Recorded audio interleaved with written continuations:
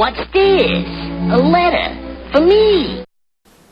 Welcome to another episode of Through the Mail Thursdays with Remember the Great Sports. Today I'm going to show off 3 recent returns that I got through the mail. So let me crack open this first envelope and we'll get right to it. Alright, this first one is postmarked from North Texas, and it is from former Texas Ranger Bill Fahey on 1, 2, 3, and 4. I recently, I don't want to say too recently, I remember a couple months ago I saw another YouTuber get him back in the mail, and I was like, well, I hope I get mine back in the mail, because I sent those out a little while back, and lo and behold, there they were, shortly after that YouTube video was shot. So very happy to get these back and add them to my collection. So let's talk a little bit about Bill Fahey. So Bill Fahey is a former catcher who played for the Washington Senators / Texas Rangers. He was originally drafted by the Washington Senators, then they later relocated to the now modern Texas Rangers. After he played for the Rangers, he played for the San Diego Padres, and he finished up his career in 1983 with the Detroit Tigers. Fahey is the father of former infielder for the Baltimore Orioles, Brandon Fahey. So he is another father-son combo that has played in the major leagues. He's a left-handed hitting catcher. Primarily, he was used, in a backup role. He never really was the starting catcher anywhere that he played. He amassed a lifetime .241 batting average and 7 home runs and 83 RBIs throughout his career. Yeah, it says on his Wikipedia page that he backed up the likes of Jim Sundberg while he was in Texas, Gene Tennis while he was in San Diego, and Lance Parrish while he was in Detroit, which all 3 of those catchers are great catchers. So after his playing career ended, he did coach in the Detroit minor league farm system, and he also coached at the major league level for the Tigers in 1983, and also for the San Francisco Giants under Roger Craig while he was there from 1986 to 1991. In total, Fahey appeared in 11 years worth of games, appearing in 383 total games throughout his catching career. So, not a bad job, that's for sure. So, thank you, Mr. Fahey, for signing those 4 cards for me. Definitely a all-time, Texas Ranger, being that he was on the first ever Texas Rangers baseball club. So thank you very much for adding those to my collection. I appreciate it, and we'll move on to the next one. Alright, so this next one is postmarked from California. And this is an oldie but a goodie. And I had these laying in my collection.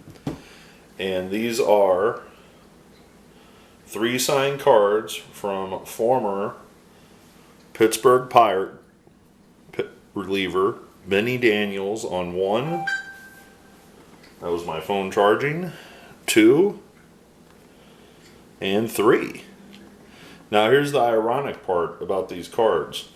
The card on the left is a 58 tops.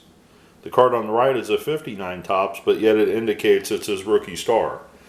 So again, I've talked about this in some of my other videos that are unrelated to autographs, that it's very hard to tell what somebody's rookie card is, back in the 1950s and early 60s, because even though this says rookie stars, the 58 card would be his rookie card. So very confusing if you're trying to collect rookies from that era, because even though you get the card that says rookie all over it, well, technically it's not his rookie card because the 58 is. So anyways, very happy to add these 3 to the collection. So let's talk a little bit about Bennie Daniels, who's also a member of the 1960 Pittsburgh Pirates. He was not, I believe, on the World Series roster. However, he was on the 1960 Pirates.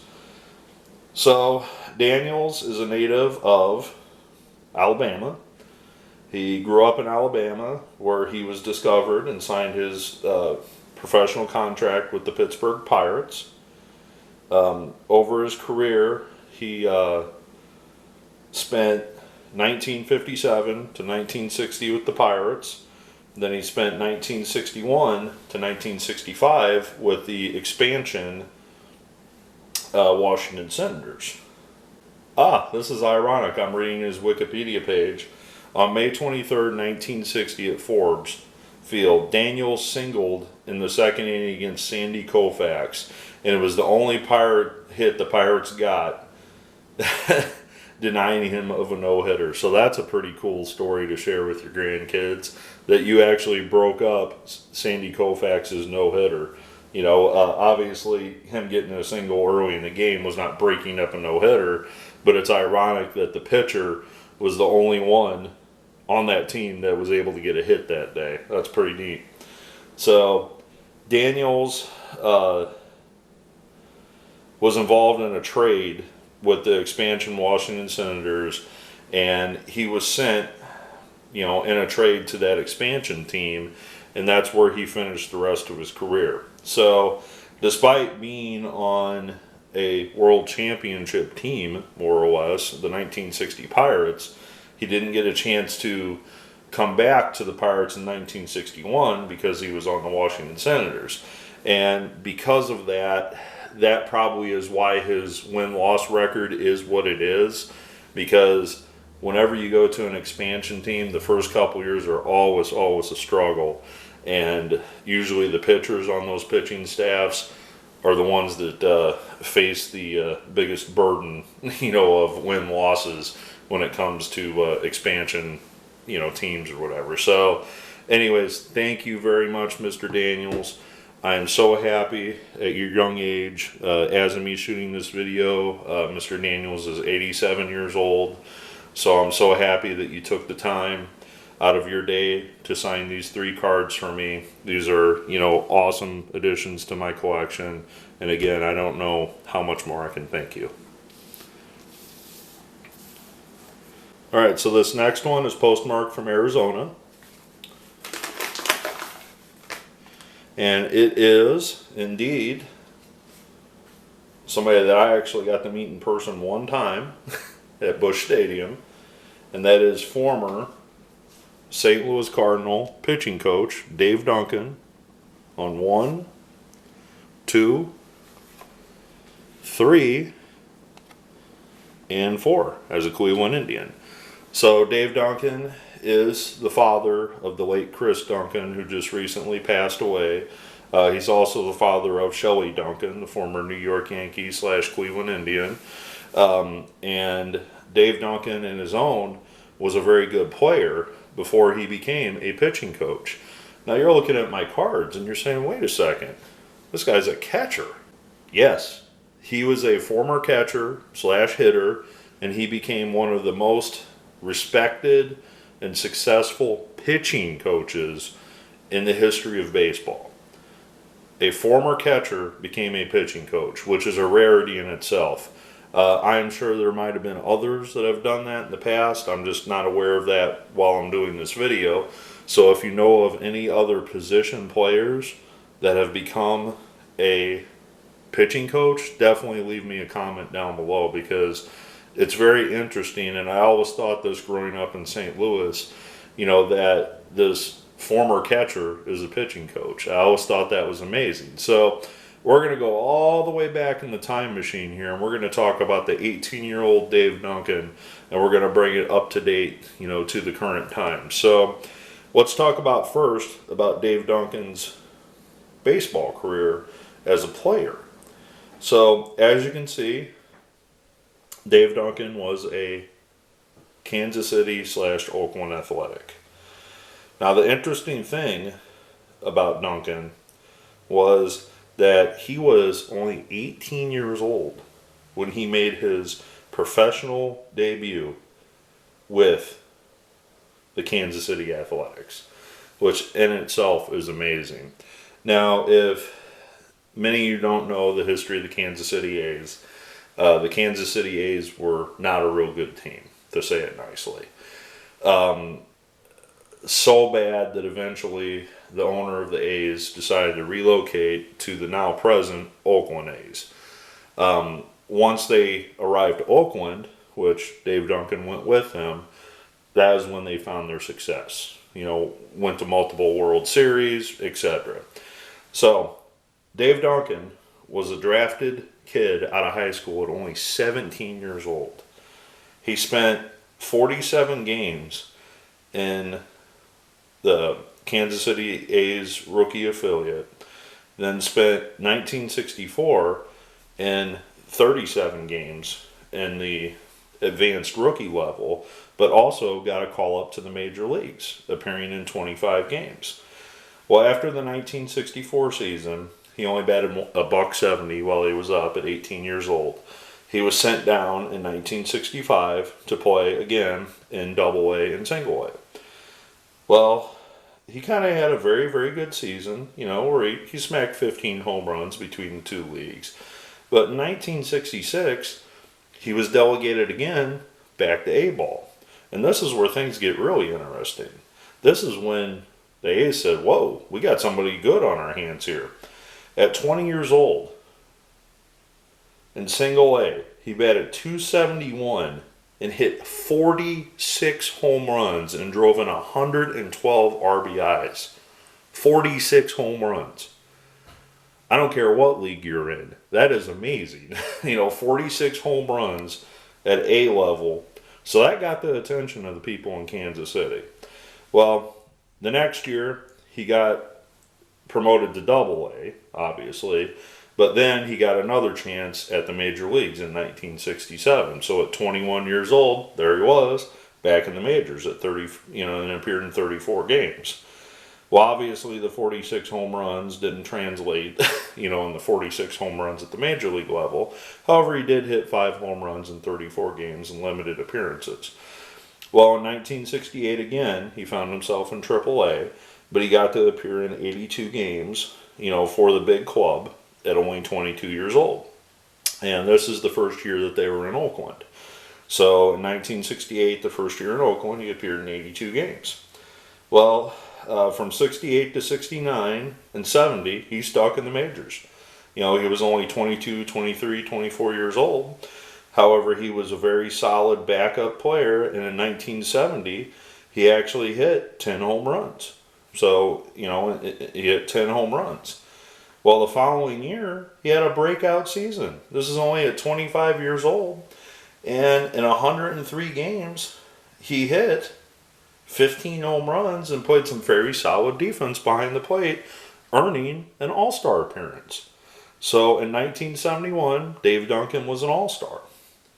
Well, in 1972, the following year, as we all know, the Oakland A's won the World Series. So he got his first World Series ring in 1972, which was by far his best season at the plate, probably in front of it and behind it, where he hit 19 home runs, and drove in 59 runs. So there he was, hitting 19 home runs for the 1972 world champion Oakland A's. Well, after the 72 season, it appears that he was traded by the Oakland A's with George Hendrick to the Cleveland Indians for Ray Fahey and Jack Hindeman. Now, I don't understand that trade because that seems like an uneven trade now. But Ray Fahey was a good catcher. Nothing against him, but it seems like the A's gave up a lot in George Hendrick and Dave Duncan to make that happen. He appeared in 95 games for the Cleveland Indians, which is obviously part-time, but he did hit 17 home runs that season. Well, the following year, 1974, I'm just going to assume in 73 that maybe he had some injury problems. He appeared in 136 games and hit 16 home runs. However, his average did only drop to a career low. Despite the 16 home runs, his batting average did dip down to around 200. So, after the 1974 season, the Cleveland Indians decided to trade him to the Baltimore Orioles for an aging Boog Powell. Boog Powell obviously known for his bat with the Baltimore Orioles. Finished his career, I believe, with the Indians, and Dave Duncan was what the Baltimore Orioles received in return. Well, with the Orioles, he spent the 1975 and 76 season, respectively, appearing in 96 and 93 games for them. However, his home run totals dropped from 12 in 1975 to only 4 in 1976. Now, after the 1976 season, he was traded by the Baltimore Orioles to the Chicago White Sox. However, he was released in spring training by the Chicago White Sox on March 30th, 1977. So he never appeared in a game for the White Sox. Well, after the 1977 season, there's a gap between his playing career and his coaching career. And I would assume that he returned home to figure out his next move in life, because in 1979, he became a pitching coach with the Cleveland Indians.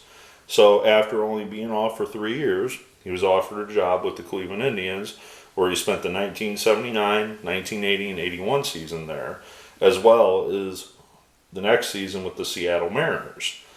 So he bounced around a little bit there in the early 80s. However, after the 1982 season, he went to the Chicago White Sox. And that is where Tony La Russa was coaching.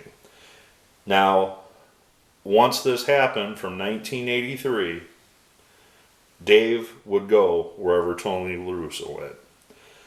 Tony coached the Chicago White Sox from 1983 to 86, then joined the Oakland A's, where Dave Duncan followed as the pitching coach. After his tenure with the Oakland A's, which they won a World Series, he moved on to the St. Louis Cardinals. He coached with the St. Louis Cardinals all the way up to 2011, which is, again, the year the Cardinals won the World Series. And he also won a World Series in 2006 as well. I kind of glossed over that. But in total, he won 4 World Series championship titles, 1 as a player in 1972, and 3 as a coach, 1 in 1989, 1 in 2006, and 1 in 2011. Well, after his coaching career in 2011, he worked as a pitching consultant for the Arizona Diamondbacks for a little while because he moved back home to native Arizona to spend more time with his family. And after 2013, he resigned from his position as consultant for the Arizona Diamondbacks, and to spend more time with his family. And as I mentioned, Chris Duncan, his ailing son. Unfortunately, Chris passed away, a few months ago. The championship team in 2006, with Dave being the pitching coach. So, very nice. Thank you very much, Mr. Duncan, for taking the time to sign these for me. I know in your personal life you've had a lot of trials and tribulations, and I appreciate the fact that you take the time for your fans, to recognize them and, spend the time to sign autographs for them. So, again, thank you, Mr. Duncan, for signing. Thank you, Mr. Daniels, for signing. And also, thank you, Mr. Fahey, for signing. I want to thank you, the viewer, for joining me on another Through the Mail Thursday video. And as always, happy collecting, and I look forward to your comments below.